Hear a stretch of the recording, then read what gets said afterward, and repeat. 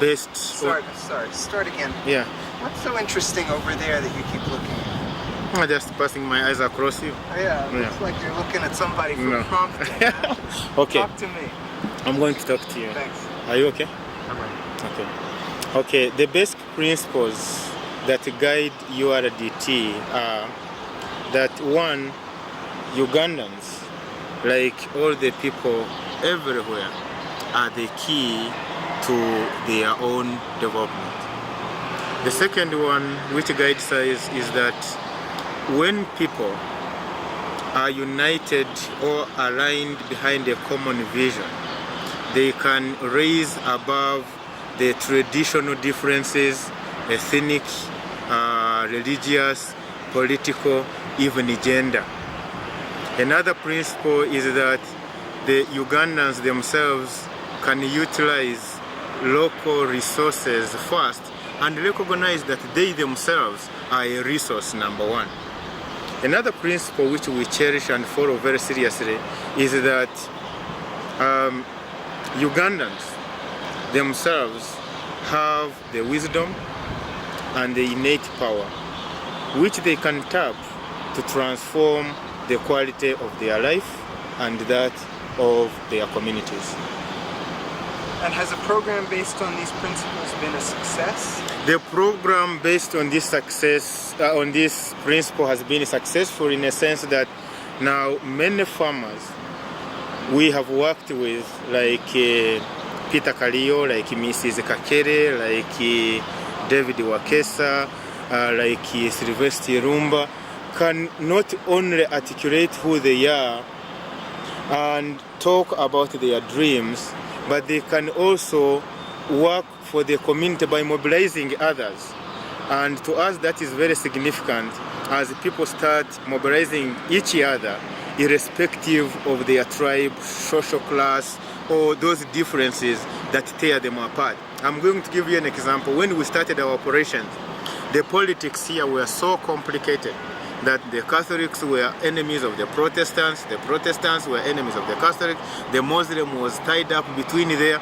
But now we work with groups and the leadership evolves from all those sectors. And I think that one is a good sign that people are raising above those simplicities. So you mentioned a bunch of people that you've worked with that have been successful. Are those people typical? Yeah, many of them are typical. And this typical to me is very tricky. Typical in a sense that they are humble farmers, aching their living on the soil, using the ordinary technology.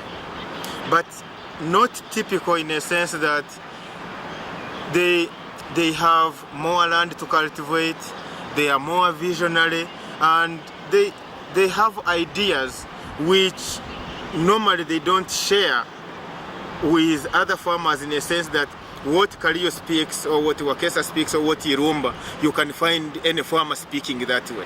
So I think there is that difference. And again, by quickly working with us without reservation shows a degree of being above average.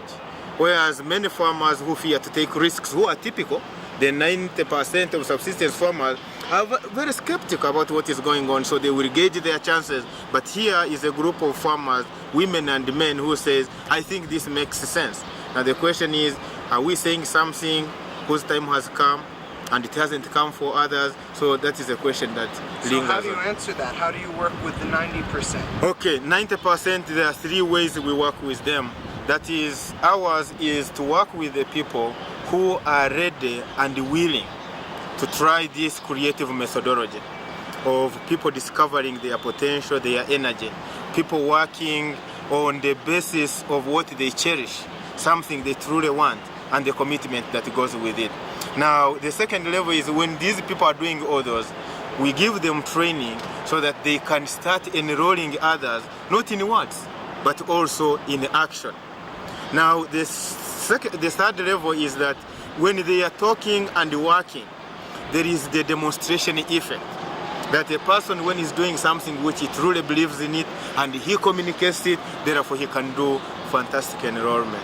So we think doing it that way, we are likely to reach more people The question is again the time lag. How long does it take for the people to internalize?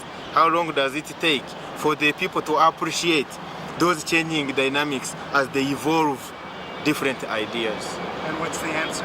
The answer is one has to be patient. One has to trust that the people want basically good life. And therefore, as we demonstrate successes, they will catch up. I want to ask you about Peter Kallio because he speaks a lot of the things that you speak. And how long ago was he involved in the program? Okay, I last got involved with Kallio and people of their like in 1986. So in effect, they haven't had any contact? Very minimal, I would say, because the contact... I want you to answer the question as a whole, so say... Okay, no, why I'm drawing a distinction is that the contact we would talk about Kallio and me as working colleagues is out since 1986. But Kallio as a person we can meet and talk something not related seriously to his training and his work is intermittent on and off. So what I'm looking for here is for you to make a statement which says that Peter Kallio was involved in this program 3 years ago and the result has been sustainable and sustained. Okay. Sorry. If a person like Peter Kallio, a person like Mrs. Kakere, a person like Mrs. Babutunga, a person like Paulo Nyakeiru portray the individuals we worked with in the between 1983 and 1986 who have internalized our methodology and our message, and they can just articulate it without us being there. Your approach is based on a very specific set of principles and methodology. Would you say that that approach is consistent with the approach followed by most NGO development assistants today? No, I wouldn't say so. What we call our methodology is the creative approach. In this approach, it is to enable the people to formulate what we would call their visions or their aspirations and define them very articulately. Then also take trouble to look at where they are so that they see the discrepancy between where they want to go and where they are, and hence generate energy to move what we would call structural tension or something like that. Whereas the common NGOs here are using what we call the problem-solving approach. What they do is, in the famous needs assessment approach, identify a problem and fix it. Now, the difference lies in here. When people are mobilized to fix a problem, normally if it is truly a felt problem, many people will be organized in a marriage of convenience. So they will solve the problem, and after the problem is over, they will relapse to their selves, simple selves, and the divisions will arise. We have seen those on the waterworks, we have seen them on road construction, and what they basically do is they will sit and wait for another crisis. So the crisis becomes a motivation force. In the creative approach is a success or the vision becomes the motivating force, so that for every success you cover, you ask what next. That's the significant, and the majority are in the problem-solving orientation. Okay, I want to ask a similar question. How you doing? All right. I want to ask you about the methodology and approach of typical NGO programs in terms of people's participation and partnership, as distinguished from the top-down approach of the 1960s and 70s, and where non-governmental development assistance is going, kind of the mainstream. Is that a clear question? Go over it again. Okay. What I'd like you to talk about is... You're clear now? Yeah. Okay. I am. Ask. Go ahead. I go ahead? Okay. What I notice and very perturbed is that many NGOs are talking about participatory development. And as again I said, because of the problem-solving approach, there is some manipulative element.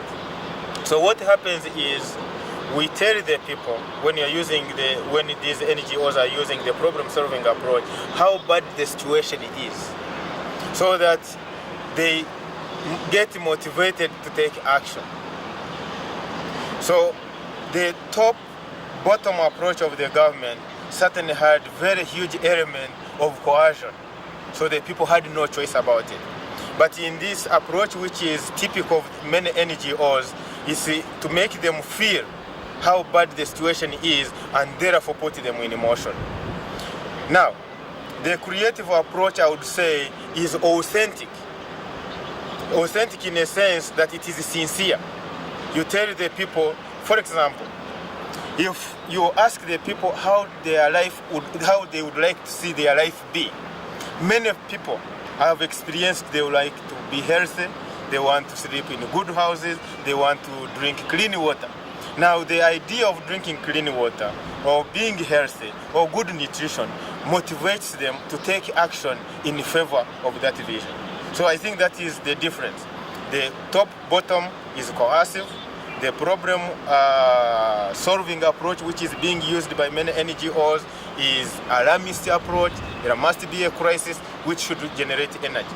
And in our approach, we think we are being honest, truthful, because it is more about somebody doing what truly believes in.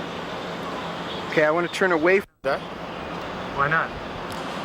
What we are witnessing, although at a very slow pace, people have come up with a new evolutionary, I think, approach. People are talking about people being creative, people being innovative. There is a swing, a very big shift now from responding to crisis and fixing issues to people now starting talking in terms of bringing a new method that generates action based on vision and high aspirations. What is the role of non-governmental organizations in Uganda's development going to be? NGOs here in Uganda have been a powerful sector, but I would not like to go to the historical formation of NGOs up to date. But what I know, they have been involved in social services, they have been involved in relief operations, given that Uganda has passed through many phases of war, crisis, strife, and whatever. And here the NGOs have been very responsive. Now, the new focus very recently, in the 80s to date, there has been tremendous focus on development issues. And the characteristic of NGO that allows them to be effective is their flexibility. They have built a very huge constituency at the grassroots level. We're okay on that. I think you've given me what I need. Are you ready? Tell me about the role of indigenous peasant movements in Uganda and in Africa. Okay, for a long time, the indigenous peasant movements have been very instrumental in food production, in community work, and unfortunately, they haven't been recognized as a sector. Remember what the president said about the small farmer? They are so resilient. And those organizations, grassroots organizations, have managed to feed Uganda even during the crisis. They harvest together, they dig together, they work together. Now, unfortunately, what is happening now in Uganda is even the intermediary NGOs like ours tend to call themselves grassroots NGOs. To me, the grassroots NGOs are those local associations of men and women that share common objectives. They are working under difficulties, they don't have external support, they don't have external finance, and they are working using what is available at hand in their communities. So what can you say about their role in the future of Uganda? Okay, their role in the future as far as rural development is concerned is very possible. All that needs to be put in place is strengthening them. Strengthening them in terms of leadership, strengthening them in terms of managerial capacity, and strengthening them in terms of support, other support that for material and resources that are not locally available. Good. I want you to paint a word picture for us. And imagine we're showing pictures of the light of David Wakesa and his family on their farm. Describe the life of a typical Ugandan farmer. Okay. A typical farmer is that kind of farmer who has a small plot of land, which is about 3 to 5 acres.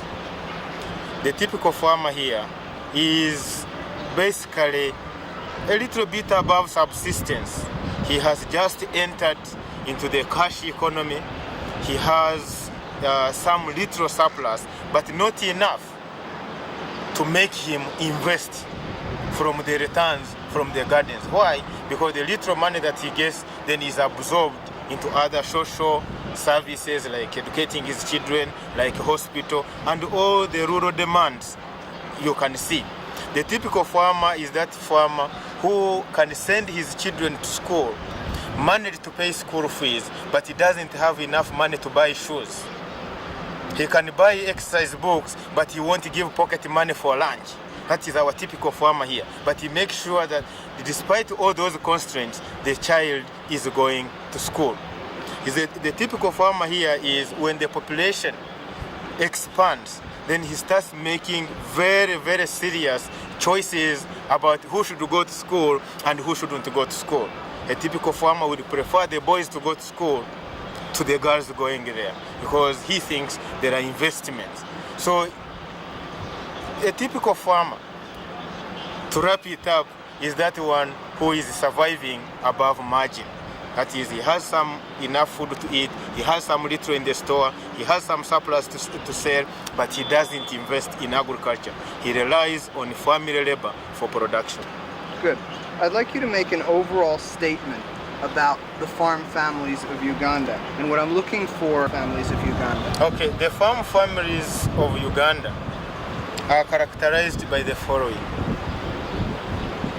You find, as I said earlier along, the farm family has got a man and a wife.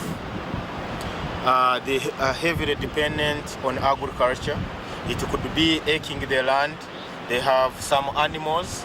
They have livestock that include some few cows or goats or sheep, some chicken, fowls. But these farmers produce enough for themselves to eat and at times do some good marketing. But then the family farmer, who is typical here, he's satisfied with what he thinks is producing in the farm.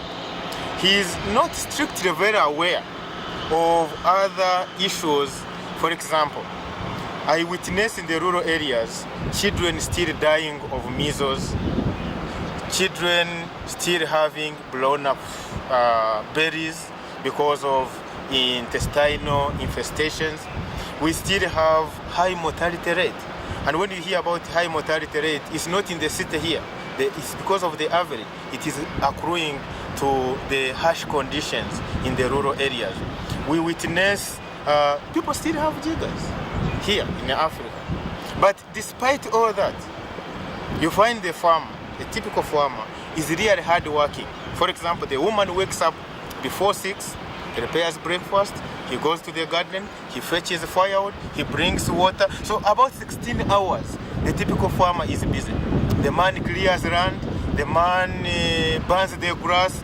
At times, he may opt out not to work, but you will find the movement irrespective of poor marketing, irrespective of poor roads, irrespective of those harsh conditions you are familiar. The typical farmer is a hard-working individual here. But when you look in totality, the environment he lives in is really harsh. But they are surviving, and you'll find them telling you what they truly want to happen, or to happen to their children in the future. They have the aspirations, they have the vision for a bright future. Are you proud to be a Ugandan today? I couldn't be any happier. I think I'm proud to be a Ugandan. One is Uganda itself is a country of opportunities. It's a country with nice weather. It's a country with good soil. It's a country with nice people. We are lacking a few elements that can again put us together. If we get, like we do now, a clear leadership, clear-headed leadership, then we clearly become sane and start focusing on what Uganda truly has, then we can harness all the resources, and Uganda is truly a power of Africa, and it can be a granary of the world. So I'm truly very proud to be a Ugandan because of what she is and what she can contribute to the total human transformation. Are you proud to be an African? Very much so. I'm proud to be an African for a variety of reasons. One is that as an African, I feel we are a blessed continent. We have many people tell us that we have a lot of natural resources. As an African, I have that pride, first and foremost, of my skin. I'm well done. If I go in the sunshine, I don't feel tan, I don't feel bad. As an African, when I look at what there is that we don't have to pay for, like I said about Uganda, the good weather, the good water, the good climate, the good vegetation, the good hills, the good animals, I have no reason to complain. I think we are a blessed continent. The only thing is, as I said earlier on, can we settle? Can we settle and really put into use what was given to us by nature? And who's responsible for doing that? I think basically each Ugandan, each African has a responsibility. As one of our guiding principles that all Ugandans are a key to their own development, we Africans, we Ugandans are responsible, solely responsible. What we need to do is we take the lead, have a clear vision of what we want our country to look like, then have that kind of a partnership among us, ourselves, then invite other partners to give us support where it is necessary. So we have to take the lead, we have to know each other, we have to trust and respect.